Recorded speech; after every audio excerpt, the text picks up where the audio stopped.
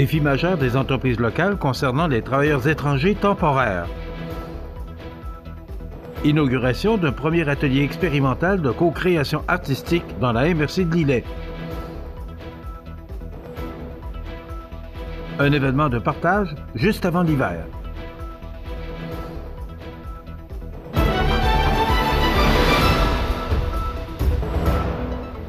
Lundi 21 octobre 2024. Bonjour mesdames et messieurs et bienvenue à votre bulletin d'information sur le réseau d'information CMA-TV et bon début de semaine. Récemment, Bernard Généreux, député fédéral de Montmagny, Lillet, Kamouraska, Rivière-du-Loup, tenait une rencontre importante en compagnie de deux autres députés fédéraux pour discuter des défis majeurs auxquels font face les entreprises locales dans le contexte des nouvelles mesures d'immigration concernant les travailleurs étrangers temporaires. Accompagné de ses deux collègues, Tom Kimiek, député fédéral de Calgary-Shepherd et ministre du cabinet fantôme pour l'immigration, les réfugiés et la citoyenneté, ainsi que Tracy Gray, député fédéral de Kelowna Lake Country et ministre du cabinet fantôme pour les petites entreprises, M. Généreux indiquait, et je cite, que ces nouvelles mesures qui ont été imposées aux entreprises canadiennes, et ce, sans préavis, illustrent la gestion irresponsable typique de ce gouvernement libéral. Cette rencontre, qui a permis de mettre en lumière les impacts significatifs qu'auraient des nouvelles politiques d'immigration sur le fonctionnement quotidien des entreprises locales, s'est déroulée en présence de nombreux représentants d'entreprises de la région de Chaudière-Appalaches et du Bas-Saint-Laurent. Parmi les préoccupations soulevées, on note des baisses de performance, la fermeture de quarts de travail, des perturbations dans les chaînes de production, ainsi que la perte de compétences spécialisées difficilement remplaçables à l'échelle locale. Les entrepreneurs locaux ont aussi fait part de leurs préoccupations aux trois députés fédéraux présents qui leur ont offert une écoute attentive tout en réaffirmant leur engagement vis-à-vis ces enjeux qui risquent de nuire non seulement à l'économie régionale, mais aussi à la stabilité des emplois canadiens. Bernard Généreux a souligné l'importance de cette discussion. Nos entreprises sont le moteur de notre économie régionale et nationale. Les obstacles qu'elles rencontrent, notamment en ce qui concerne les travailleurs étrangers temporaires, doivent être pris en compte de manière urgente.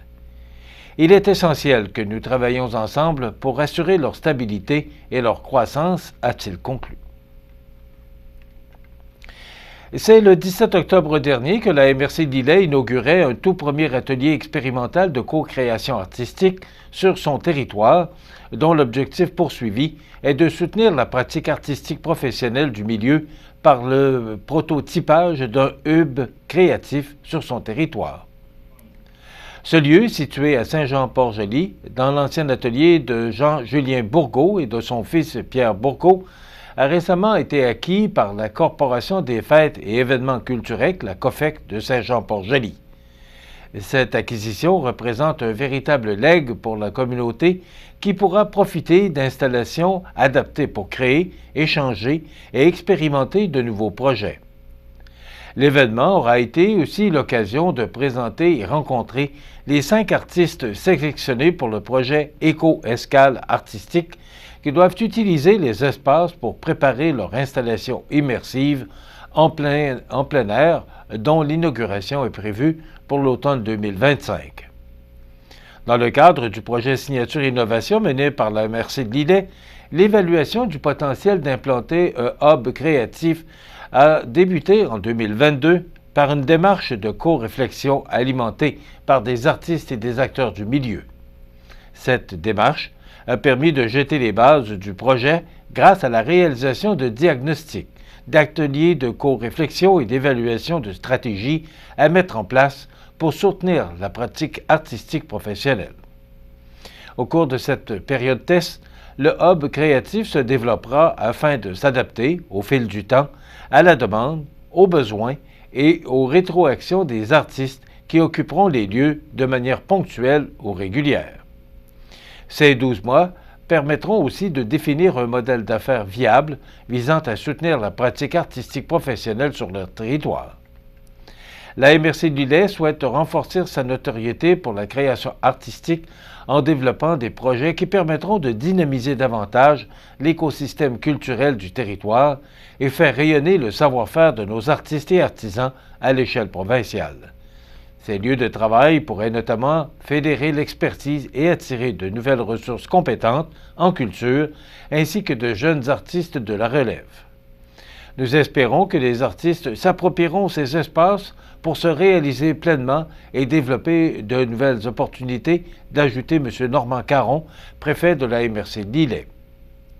Une technicienne dédiée à l'assistance aux équipements et une agente de soutien à la création ont été embauchées et seront présentes sur place pour accompagner les utilisateurs et la gestion, l'entretien et l'animation des lieux étant assurés par la MRC de Lillet. Rappelons que la mise en œuvre de Signature Innovation et l'ensemble de ces projets, notamment le Hub créatif, sont rendus possibles grâce à une entente de plus de 1,3 million de dollars conclue entre la MRC de Lillet et le ministère des Affaires municipales et de l'Habitation dans le cadre du Fonds Région et Ruralité. Un événement de partage juste avant l'hiver. On vous en parle dans quelques secondes. Bingo! Ce dimanche 29 septembre, assistez au bingo des Chevaliers de Colomb de Montmagny au sous-sol de l'église Saint-Thomas. 1 500 $ en prix, dont 500 $ pour la carte pleine et 250 $ pour le Bonanza. Les portes ouvrent à midi. La Chambre de commerce et d'industrie de la MRC de Montmagny est fière de présenter son 18e gala Prestige Desjardins Entreprises jeudi le 7 novembre dès 17h15 au pavillon communautaire Espace Citoyen. Sous le thème La magie des affaires, célébrons les entrepreneurs extraordinaires, l'événement comprendra cocktail, souper 4 services du restaurant La Couvée, co-animation avec Alain Choquette, Nicole Robert, remise des prix et DJ pour bien terminer la soirée.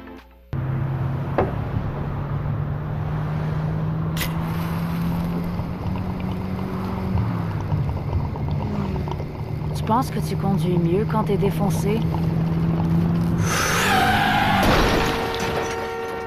Pense-y 2 fois. Au volant, pas d'alcool, pas de drogue, pas de victimes. Un message de MAD Canada. Vous regardez CMA TV, le réseau de l'information sur la Côte-du-Sud. Le changement de saison impliquant la réorganisation de la garde-robe, la CDC ici Montmagny-Lillet, en collaboration avec les nouveaux sentiers de la MRC de Lillet, la Maison des jeunes de Lillet-Nord, la Maison de la famille de la MRC de Lillet, le Carrefour Jeunesse Emploi Région de Lillet, la Jardilec et la municipalité de Tourville invitaient la population à un événement parfait pour l'occasion samedi dernier dans la salle communautaire de Tourville située sur la rue des Trembles. Il s'agissait d'une journée très conviviale où l'appréciation des participants, des bénévoles et des organismes du territoire était empreinte du bienfait de partager et a témoigné Ludivine Auvray, l'agente en développement et mobilisation, qui a organisé avec joie et entrain le Troc des fringues au printemps dernier. De plus, on pouvait retrouver un coin pour les enfants avec des intervenants sur place afin que ce soit agréable pour toute la famille, ainsi que d'autres surprises au courant de la journée. Rappelons que pour ceux qui voudraient faire un don vestimentaire, il est possible de déposer les effets à la Fripe à Monk ou au bureau de la CDC à Saint-Jean-Port-Joli. De plus, les personnes intéressées à s'impliquer ou d'obtenir plus d'informations à la CDC peuvent appeler au bureau de la CDC. Quand notre prêt-à-porter se transforme en une solution écologique et économique, c'est qu'il est devenu prêt à reporter. Les productions Ténor étaient fiers vendredi d'annoncer la présentation d'un événement grandiose à Montmagny en février prochain, soit la revue musicale Par amour, un hommage aux plus grandes comédies musicales francophones. Écoutons à ce sujet le reportage de Mario Lacombe. Les productions Ténor annonçaient vendredi dernier la présentation d'un événement grandiose à Montmagny en février 2025. La revue musicale Par amour, un hommage aux plus grandes comédies musicales francophones avec des représentations les 14 et 15 février dans le cadre de la Saint-Valentin à l'espace citoyen de Montmagny. Cette production promet de marquer les esprits et de faire vibrer le public avec un répertoire inoubliable et des performances captivantes. Tony Pelletier, un des responsables, nous parle de cette production. Donc, c'est le projet Par Amour qui va avoir lieu là, en 2025, en février 2025. Puis, ce projet-là, c'est né de notre passion pour la scène, puis les grandes comédies musicales. On veut offrir à Montmagny une production qui équivaut à des grandes productions qu'on a dans les salles au Québec, mais à nulle part autre qu'ici à Montmagny. Parce que comme on le voit ici, on a des belles salles, on a de la belle sonorisation, on a de l'éclairage, on a le matériel pour apporter des belles productions. Et nous, ce qu'on veut faire, c'est qu'on veut faire rayonner Montmagny. On veut faire rayonner des artistes ici, des artistes de la région. La revue musicale Par Amour est inspirée des œuvres légendaires telles que Starmania, Don Juan, Notre-Dame de Paris, Roméo et Juliette et Dracula.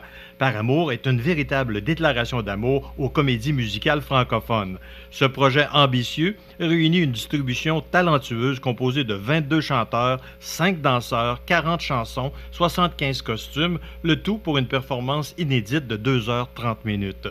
Chaque événement de cette production a été soigneusement pensé pour offrir une expérience immersive et émotive qui promet de captiver et d'émouvoir.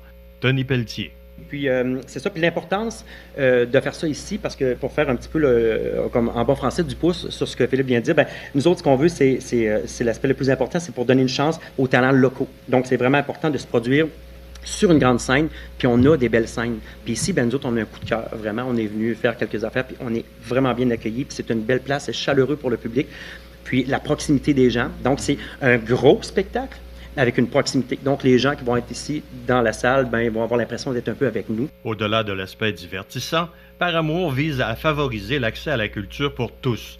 Dans le contexte économique actuel, des billets seront donc offerts à des personnes moins favorisées, afin de leur permettre de vivre une expérience culturelle unique. De plus, le spectacle inclura la participation d'artistes locaux tels que les élèves de l'École internationale de musique de Montmagny et les étudiants de l'École secondaire Louis-Jacques Cazot, leur offrant ainsi une opportunité précieuse de se produire sur une grande scène. Tony Pelletier nous parle des auditions. On est allé en mode audition, mais on a la chance aussi d'avoir des gens qui font partie de l'École internationale de musique de Montmagny, dont je suis enseignant, donc je suis très fier aussi de cette école-là. J'enseigne le chant là-bas. Il y a des gens de cette école-là qui participent ici. On a aussi des gens qui s'impliquent dans le théâtre, donc à l'École secondaire Louis-Jacques Cazot, dont Philippe enseigne là-bas le parascolaire, donc en théâtre. Fait que ça nous permet d'aller chercher des gens d'ici. Et en plus, j'oserais ajouter que, étant donné qu'on est fiers de notre production, puis on est fiers de Montmagny, puis on est fiers de ce qu'on présente, les auditions étaient lancées quand même partout. En terminant, les billets pour assister à la revue musicale Par Amour sont disponibles sur leur site internet à paramour2025.com. Ici Mario Lacombe à l'espace citoyen pour CMA TV Information. Les sports, présentés par Groupe Corriveau, entrepreneur électricien et plomberie, un appel 4 services Groupe Corriveau à Montmagny, 88 248 8992, votre solution. Vous avez des projets de construction ou de rénovation? Pensez Groupe Corriveau, entrepreneur électricien et plomberie. Un appel 4 services, 88 248 8992, Groupe Corriveau à Montmagny ou groupecorriveau.com. La solution pour du travail bien fait.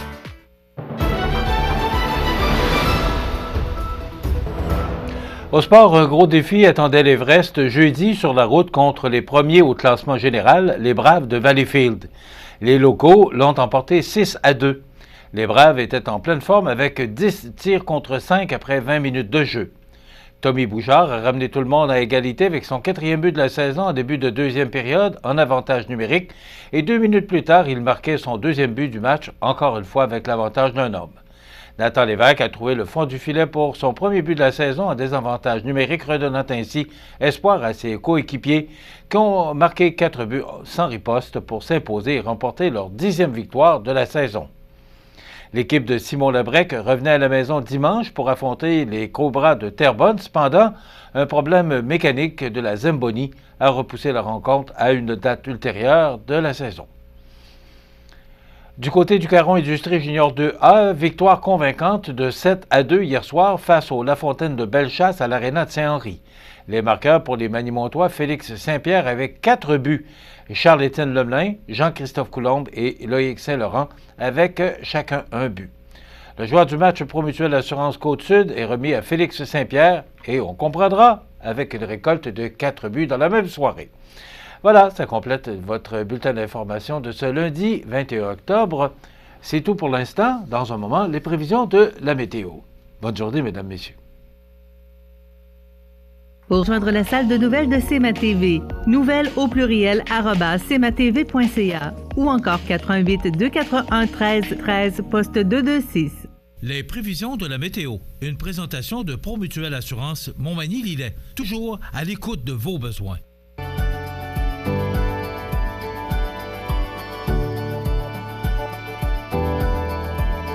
Besoin d'assurance? Promutuelle Assurance. 88 248 7940. La la la la la la la.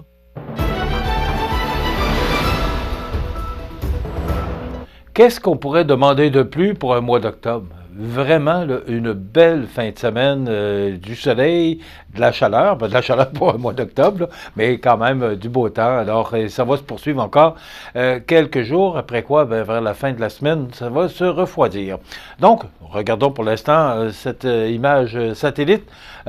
C'est une nappe de brouillard là, qui est en train de se dissiper. Donc, rien de bien important. Et l'image au radar, voilà, ça confirme ce que je viens de dire, c'est que ce sera du beau temps encore pour quelques jours. Donc, si on regarde en détail, d'abord pour aujourd'hui, lundi 21 octobre, donc on nous prévoit du temps généralement ensoleillé avec des vents du sud-ouest 20 km/h, avec des rafales à 40, maximum de 19. Ce soir et la nuit prochaine, nappe de brouillard se formant au cours de la nuit, minimum de 8 avec un ciel dégagé. Demain mardi, du soleil, devenant alternance de soleil et de nuages en l'après-midi, nappe de brouillard se dissipant le matin, maximum de 14. Mercredi, soleil 21, et là, comme je vous le mentionnais, là, jeudi, c'est du soleil, mais les températures vont considérablement se refroidir, on parle d'un maximum de 10 degrés. Pour vendredi, c'est encore du beau temps avec un maximum de 10 et ça va s'ennuager pour la fin de semaine. On vous en parlera plus en détail là, au cours des prochains jours. Pas besoin de vous dire que les températures sont au-dessus des normales de saison, alors que les normales sont de 8 le jour, moins 1 la nuit. Le soleil s'est levé à 7h10 ce matin. Il se couchera à 17h43, heure avancée de l'Est. Et pour ceux qui se poseraient la question de savoir pour le changement de l'heure, c'est la fin de semaine du 3 novembre. Donc, c'est à ce moment qu'on reculera montres et horloges d'une heure. Il fait à l'extérieur de nos studios 12 degrés. Les vents soufflent de direction sud-ouest à 18 km/h. L'humidité est à 78 % et la pression barométrique est à 101,4 kPa. Pour les bateaux, c'est lundi, pour les traversées de notre bateau qui fait la navette entre Montmagny et l'île aux Grues. Donc, les prochaines traversées sont prévues à 9h30 et 18h parce que celles de 6h30 et 8h sont effectuées. Et pour les autres traversées, 8h45, soit dans quelques minutes, 10h15 et 18h45 pour les départs de Montmagny. Voilà, ça complète. Donc, c'est du beau temps encore pour toute la semaine, mais les températures vont baisser à compter de jeudi. La programmation de ce lundi, on vous présente une entrevue avec Marc Malenfant et il nous présente son village western Halloween à Saint-Paul-de-Montmagny. Vous pourrez voir à Saint-Paul jusqu'au 31 octobre. C'est magnifique. Attendez de voir les images, là. Alors, Marc Malenfant qui sera avec nous et Louis Lachance qui viendra nous parler de son bal en blanc pour une bonne cause. Donc, il y aura aussi l'actualité et les avis de décès. C'est le menu qu'on vous propose pour ce lundi 21 octobre. Je vous souhaite donc une excellente émission à notre antenne.